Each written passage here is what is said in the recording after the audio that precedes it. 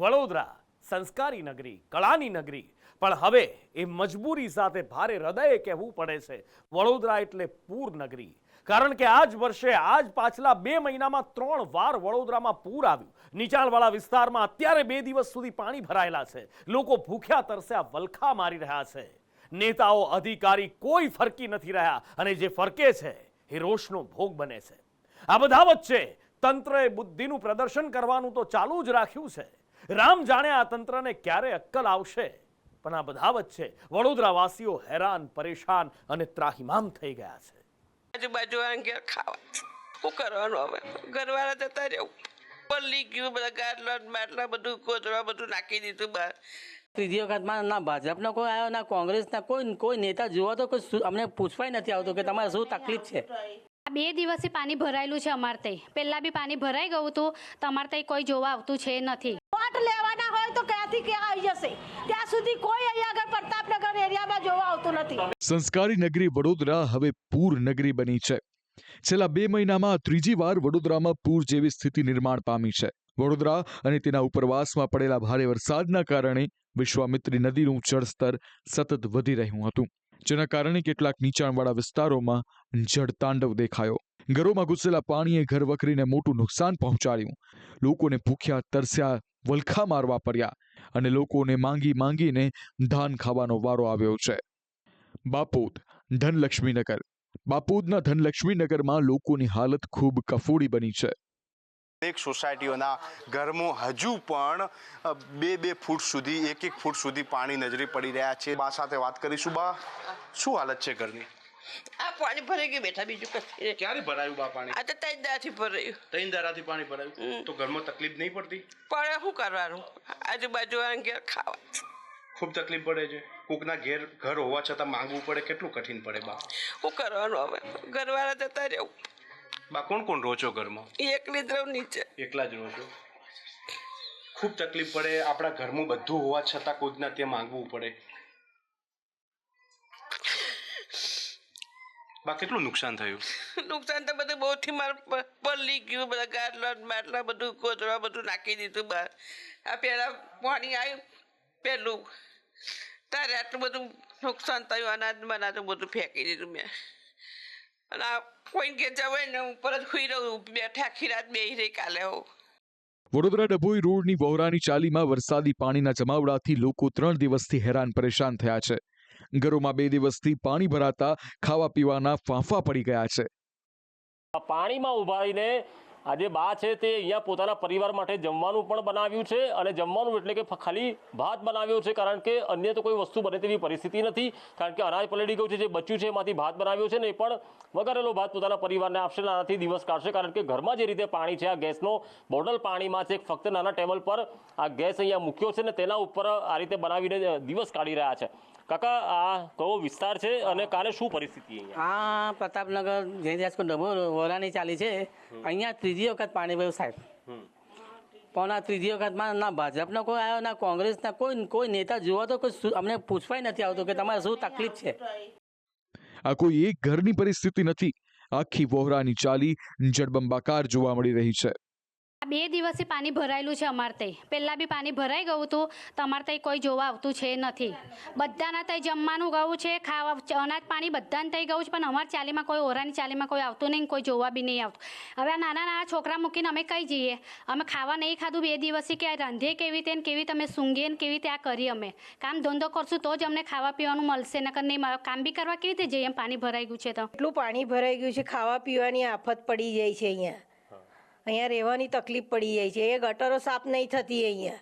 એના લીધે આ રોડનું પાણી ઉતરતું નહીં, એટલે સીધું ઘરમાં પાણી આવી જાય છે.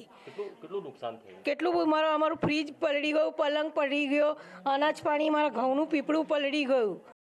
વડોદરાના પ્રતાપનગર વિસ્તારમાં પણ લોકોના ઘરોમાં વરસાદી પાણીનો જમાવડો જોવા મળી રહ્યો છે.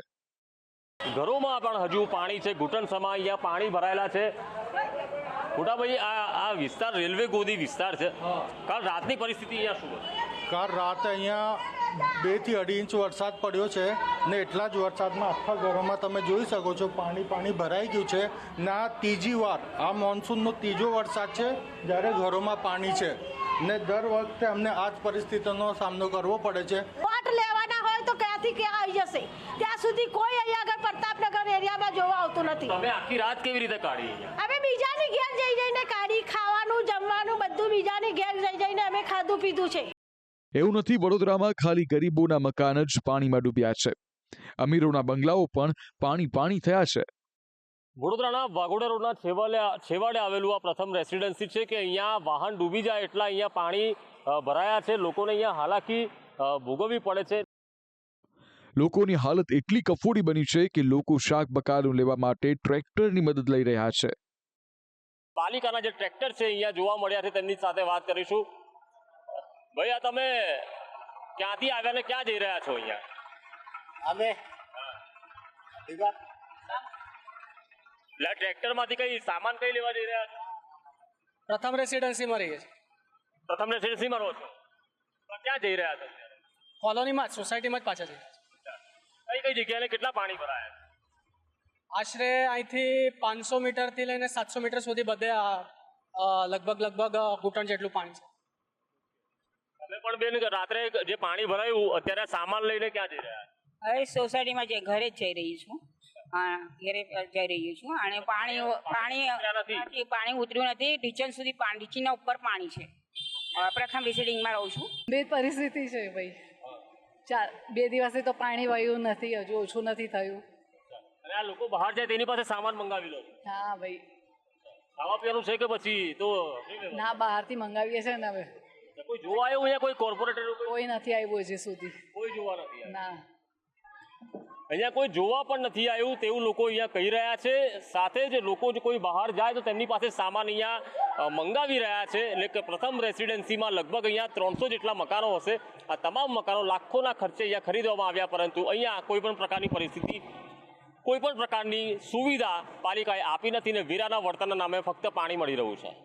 વડોદરામાં દેખાઈ રહેલી તબાહી સાબિતી છે કે તંત્ર વડોદરામાં નિષ્ફળ નીવડ્યું છે.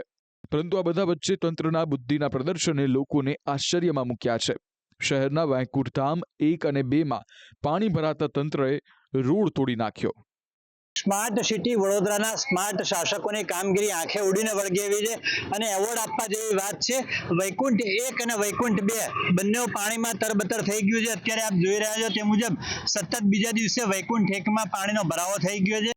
પહેલા વડોદરાને ડૂબાડો, પછી આવા ખેલ કરો તો લોકોમાં રોષ તો ભભૂકવાનું જ છે. રોષ ભભૂકે એટલે સ્વાભાવિક છે કે લોકો નેતાઓને ભગાડે. વડોદરા મહાનગરપાલિકાની ઉમદા કામગીરી બદલ કૃતજ્ઞ થયેલા લોકોએ વોર્ડ નંબર 15ના કાઉન્સિલરનો ઘેરાવો કર્યો હતો. 4 વખત પાણી આવ્યું, કોઈ કોઈને માથે લેવા તૈયાર જ નથી.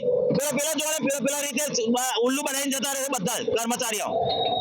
બરે કેવી પબ્લિક આ ખાવા પીવાનું લોકોને ફોફા પડે છે.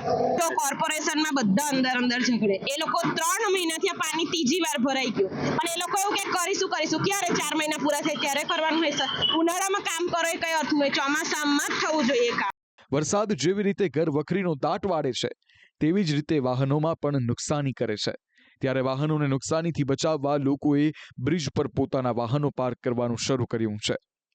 વડોદરામાં જ્યારે પણ વરસાદ પડે છે ત્યારે વરસાદ આફત લઈને આવે છે અને અનેક વિસ્તારમાં પાણી ભરાય છે. ગઈકાલે પણ વડોદરાના અનેક વિસ્તારોમાં પાણી ભરાયા હતા, જેને લઈને લોકોમાં એક પ્રકારનો ડર છે કે તેમના વ્હીકલ પાણીની અંદર ખરાબ નહીં થાય. તેના માટે જે સમા વિસ્તાર છે તેના સિદ્ધાર્થ બંગલો વિસ્તારના રહીશોએ પોતાના વ્હીકલ છે તે રોડ પર પાર્ક કર્યા છે. હજારોની સંખ્યામાં ગાડીઓ અને 2 વ્હીલરો અત્યારે રોડ પર પાર્ક કરેલી નજરે પડી રહી છે, કારણ કે આ વિસ્તારની અંદર જ્યારે પણ વરસાદ પડે છે ત્યારે જે સિદ્ધાર્થ બંગલો સોસાયટી છે ત્યાં ઘૂંટણ સુધી અને ઘૂંટણ કરતાં પણ વધુ પાણી ભરાતા હોય છે અને જેને લઈને દર વર્ષે જે લોકોના વ્હીકલો છે તે બગડી જતા હોય છે. અત્યારે તેઓએ એક રસ્તો શોધી કાઢ્યો છે કે વ્હીકલ ના બગડે તેના માટે તમામ જે વ્હીકલો છે તે રોડ પર પાર્ક કરવામાં આવી રહ્યા છે. વડોદરામાં આવા અનેક વિસ્તારો છે જ્યાં હાલ લોકો કફોડી સ્થિતિમાં મુકાયા છે. જ્યાં જુઓ ત્યાં પાણીનો જમાવડો છે અને તંત્રની મદદના નામે કંઈ જ નથી. લોકોમાં રોષ એટલા માટે વધુ છે કે છેલ્લા 2 મહિનામાં આ ત્રીજી વાર વડોદરાની હાલત દયનીય બની છે, પરંતુ હજીએ તેનો કોઈ કાયમી ઉકેલ દેખાતો નથી. ત્યારે પૂરનગરી પૂરની દહેશતથી ક્યારે મુક્ત થશે તે એક મોટો સવાલ છે. બ્યુરો રિપોર્ટ, સંદેશ ન્યૂઝ.